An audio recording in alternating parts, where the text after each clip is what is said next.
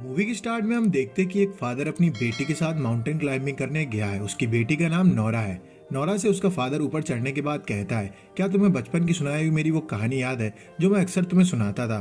नौरा उससे कहती है, आप उस कहानी की बात कर रहे हैं जिसमें चार भाई बारात से वापस आ रहे थे और रोशनी की वजह से वो सब पत्थर बन जाते हैं, लेकिन बस ये एक कहानी है। उसके फादर उससे कहते हैं, कभी कभी सुनी बातों पे यकीन भी करना चाहिए। सामने के पहाड़ों को जरा ध्यान से देखो।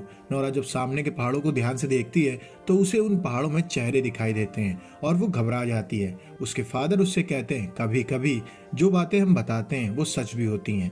इसके बाद 20 साल बीत जाते हैं, जहां नौरा अब एक जियोलॉजिस्ट बन चुकी है और वो अपनी टीम के साथ एक जगह पे किसी सभ्यता के होने के सबूत ढूंढ रही होती है। वहीं दूसरी ओर नॉर्वे की पहाड़ियों में एक टनल बनाई जा रही होती है जिसके विरोध में कुछ लोग आंदोलन कर रहे होते हैं, लेकिन वर्कर्स उनकी एक बात नहीं सुनते हैं और अंदर बॉम्ब लगा करके रास्ता बनाने लगते हैं। जब वो अंदर जाते हैं तो उन्हें अंदर किसी के चिल्लाने की आवाज आती है और वो लोग उस आवाज को सुनकर के वहां से भागने लगते हैं, लेकिन तब तक काफी देर हो जाती है और वो सब के सब चट्टान के नीचे दब के मारे जाते हैं। सैटेलाइट पे ये सारी की सारी हलचल कैद हो जाती है और वहां बैठी टीम जब चेक करती है तो उन्हें वहां पे भूकंप की जगह किसी बड़े बड़े दानव के पैर के निशान मिलते हैं। वो ये वीडियो भेजते हैं प्राइम मिनिस्टर के पास। उनके बगल में बैठा सेक्रेटरी उनसे कहता है, ऐसा लग रहा है कि किसी दानव के पैर के निशान है। अब प्राइम मिनिस्टर को पता नहीं चलता है कि ये चीज आखिर है क्या। वो एक टीम को बुलाती है जिसमें वो आर्मी जनरल और उनके साथ साथ डिफेंस मिनिस्टर और कुछ जियोलॉजिस्ट को बुलाती है। इनमें से एक नौरा भी होती है। तो सभी जियोलॉजिस्ट ये कहते हैं कि हो सकता है कि मीथेन गैस की वजह से ये कोई निशान बना है, लेकिन नौरा उनकी बात काटते हुए कहती है, मुझे साफ साफ दिखाई दे रहा है कि ये किसी दानव के पैर के निशान है। वो लोग उसके ऊपर हंसने लगते हैं और उससे कहते हैं कि इतना बड़ा कोई जीव हो ही नहीं सकता, अगर होता तो अब तक हमें दिखाई दे गया होता। तभी वहां पे उनकी टीम की हैकर आ जाती है जो कि एक सरकारी एम्प्लॉय होती है। उसने घटनास्थल पे खड़े लोगों में से एक के फोन की वीडियो हैक करके अपने पास ले ली होती है और उस वीडियो में दिखाई देता है कि उस पहाड़ के अंदर से एक बड़ा सा दानव निकलता है जिसकी वजह से ये सारी की सारी तबाही मच गई। अब वहां बैठी प्राइम मिनिस्टर नौरा का समर्थन करते हुए उसको एक टीम देती है और उससे कहती है कि आप इनफ एविडेंस लेकर के आइए जिसके बाद हम आगे जाकर के इस पे कुछ कार्रवाई कर सके।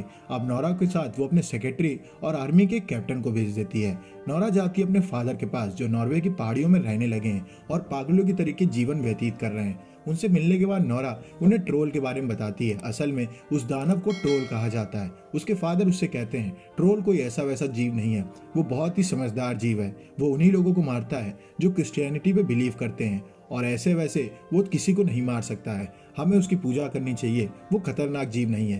कैप्टन उसकी बातों से ज्यादा सहमत नहीं होते हैं। तभी उसके फादर की इंटेलिजेंस को देखते हुए नौरा उनको अपने साथ ले जाने के लिए कहती है। अब वो उन्हें हेलीकॉप्टर से उस जगह पे लेके जाते हैं जहाँ पे उन्हें ट्रोल दिखाई दिया था।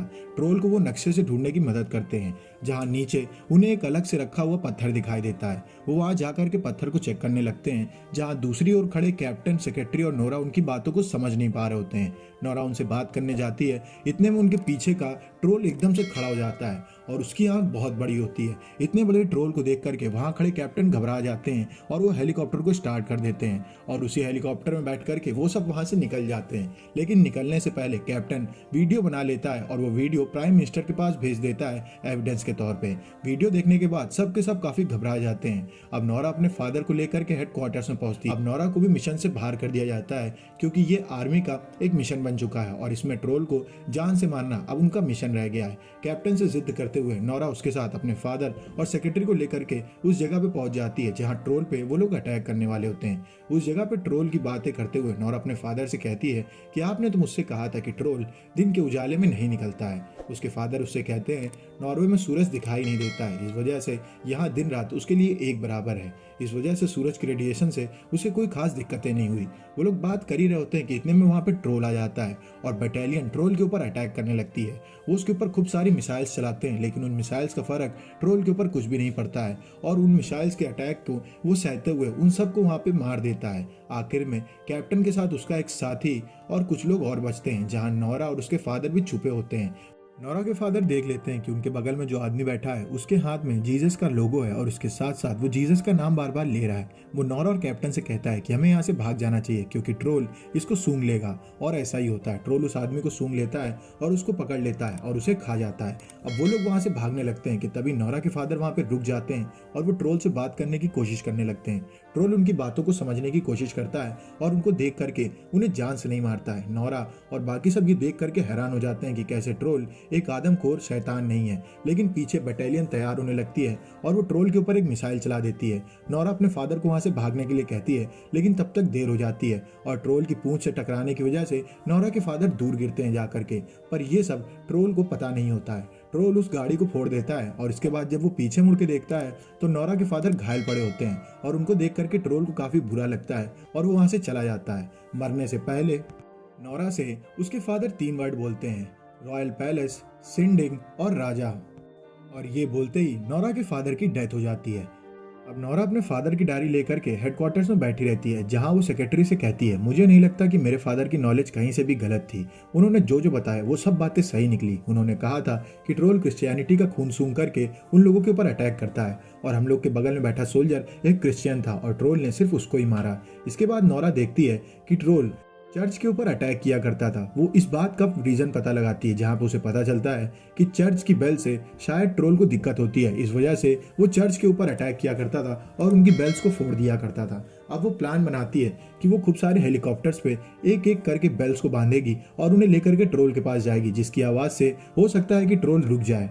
वहीं दूसरी ओर ट्रोल ओस्लो की तरफ निकल रहा होता है। इस बीच उसके पैरों के पास एक जगह आती है जिस जगह वो खड़ा होकर के चारों तरफ देखने लगता है। सब लोग उसको देख करके घबरा जाते हैं और वहां से भागने लगते हैं। तभी वहां नोरा हेलीकॉप्टर लेकर के आती है और सभी हेलीकॉप्टर के नीचे एक एक बेल बंदी होती है। बेल की आवाज सुनने के बाद ट्रोल को काफी परेशानी होती है और वो अपने कान बंद करने लगता है। नीचे एक बच्चा खड़ा होकर के सब कुछ देख रहा होता है। इस बीच ट्रोल गुस्सा आ जाता है और उन हेलीकॉप्टर्स के ऊपर अटैक करने लगता है और एक एक करके उन सभी हेलीकॉप्टर्स को फोड़ने लगता है। उनमें से एक हेलीकॉप्टर नीचे बच्चे के ऊपर गिर रहा होता है और वो बच्चा वहां से हट नहीं पाता है। वो लोग डर जाते हैं कि इस बच्चे की मौत हो जाएगी। इतने में ट्रोल उस हेलीकॉप्टर को पकड़ लेता है और बच्चे को बचा लेता है। अब नोरा अकेली बचती है तो कैप्टन के साथ वो वहां से निकल जाती है और पहुंचने के बाद हेडक्वार्टर में वो लोग इस फैसले पे पहुंचते हैं कि ट्रोल असल में खतरनाक जीव नहीं है, वो किसी को भी जान से नहीं मारना चाहता है। तुमने देखा कि उसने लोगों को बचाया। और ट्रोल वहां से निकल जाता है ओस्लो की ओर। वहीं दूसरी ओर डिफेंस मिनिस्टर नोरा को फेल होता हुआ देख करके गुस्सा आ जाता है और प्राइम मिनिस्टर से कहता है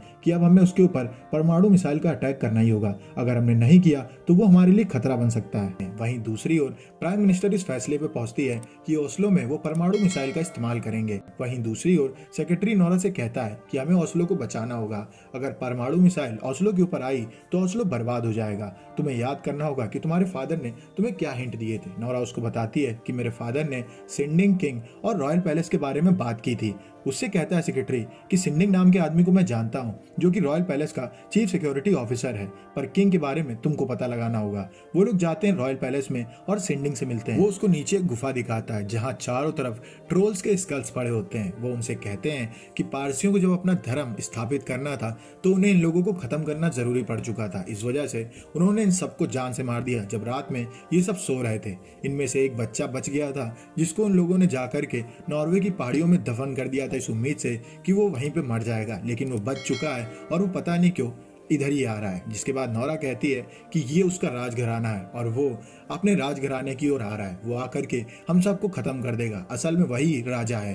तभी नोरा देखती है कि उसकी टॉर्च से निकल रही यूवी रेस की वजह से वहां पड़ी हड्डियां गलने लगती हैं। वो सेक्रेटरी से कहती है यूवी रेस से ये सब के सब स्कल्स गल रहे हैं और वो कैप्टन को फोन करते हुए कहती है कि मुझे अभी अभी खूब सारी यूवी रेस की जरूरत है और कैप्टन लग जाता है यूवी रेस का जुगाड़ करने में। और वहीं दूसरी तरफ ट्रोल शहर में आ जाता है और वो नोरा को देखने लगता है।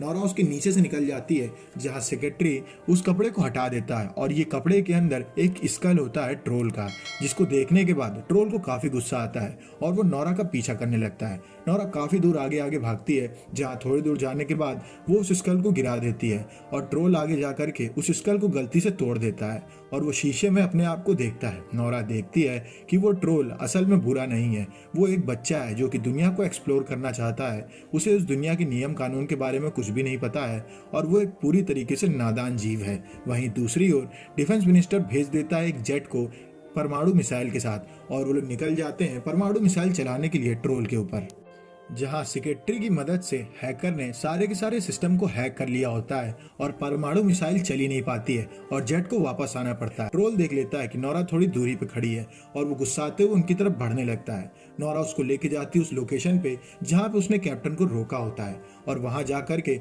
वो लोग ट्रोल को यूवी रेस की लाइट के बीच में खड़ा कर देते हैं और उन लाइटों से ट्रोल जलने लगता है और अपने आप को कवर करने लगता है। वो सब लोग काफी खुश हो जाते हैं कि ट्रोल अब मरने वाला है, जहां नोरा को काफी बुरा लगता है ट्रोल के लिए, क्योंकि अगर वो वहीं पे खड़ा रहा तो धीमे धीमे वो मर जाएगा। वहीं दूसरी ओर जेट उनकी तरफ आने लगता है और वो ऑलमोस्ट मिसाइल को लॉन्च करने वाला होता है, जहां सिर्फ डिफेंस मिनिस्टर ये चाहता था कि मिसाइल को चला दिया जाए।